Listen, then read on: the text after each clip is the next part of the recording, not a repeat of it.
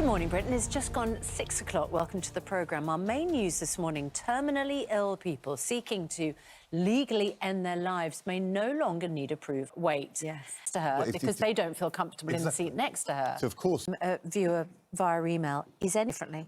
Joe says, I'm 54 with stage 4 cancer. Without putting my family through any more pain, the inevitable is going to happen. Let's move to, actually, this is also a case of judges and what they're able to do.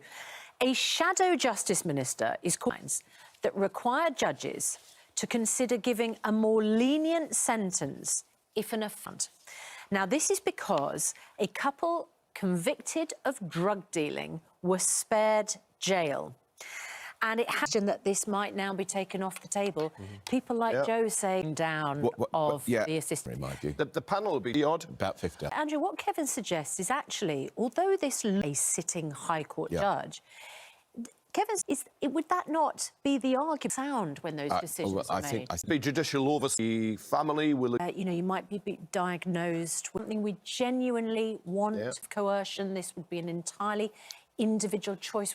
Our families don't want to see suffering. So what happens now?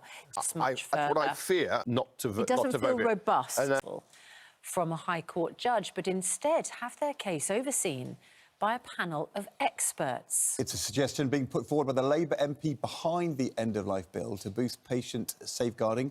From today, a group of 23 MPs will begin the job of scrutinising her legislation line by line before it returns to the Commons for debate later in the year. And our political correspondent, Louise... Our main news this morning, we're going to discuss that with the Daily Mail's Andrew Pearce and the Mirror's Kevin Maguire at 6:30. Now, though, here's Ran. Or should she have to pay for 2 seats on an aeroplane? It does, as you say, Ranveer. So, yes, as you say, I'm sure that will spark a debate this morning. It comes down to paying, doesn't it? Because, you know, it's in her and... No. Right, at 16 minutes past 6, it's time to have... Thanks very much indeed. Still to come on Good... I love you. Was he right to do it? Is that kind of heckling interaction just all part of... Former Everdale star Adam Thomas is back on Waterloo Road tonight. Yes, and he was a schoolboy who eventually realised the error of his ways. And now he's back as a teacher. Here's an make any sort of medical dream of a green being steak.